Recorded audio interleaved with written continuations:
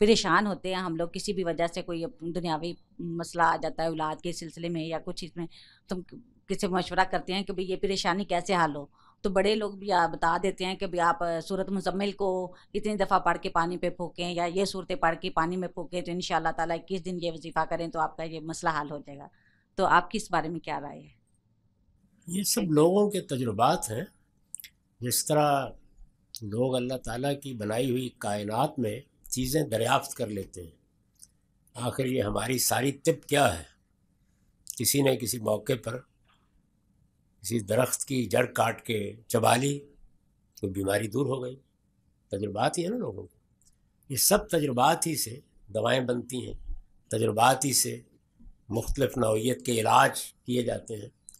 تو بعض لوگوں نے قرآن مجید کے بارے میں بھی یہ تجربات کیے ہیں، تورات کے بارے میں بھی یہ معلوم ہوتا ہے کہ یہود میں یہ تجربات لوگ کرتے تھے۔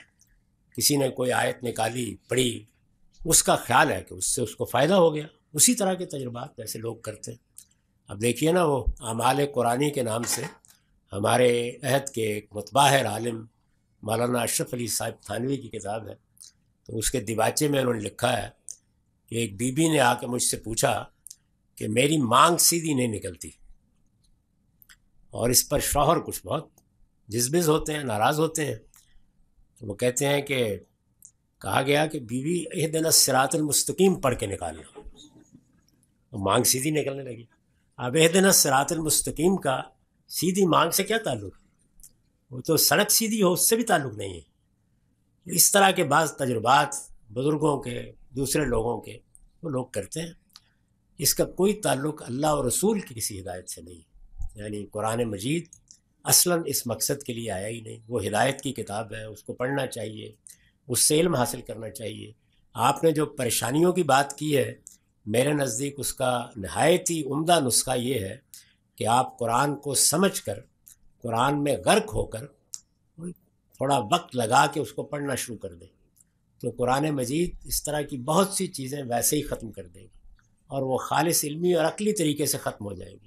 بہت سی پریشانیوں کی حقیقت ہی بالکل تبدیل ہو کے رہ جائے گی۔ لیکن بہرحال یہ لوگوں کے تجربات ہیں، میں یہ نہیں کہتا کہ یہ کوئی ناجائز چیز ہے، لیکن یہ کہ تجربات کو لوگوں کے تجربات ہی کے حد تک رکھنا چاہیے۔ آپ کو فائدہ ہوتا ہے تو کر لیجئے، نہیں ہوتا تو نہ صحیح۔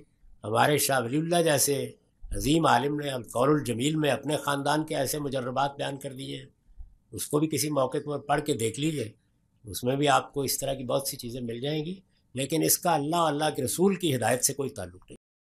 ویڈیو کو لائک کریں اور چینل کو سبسکرائب کریں۔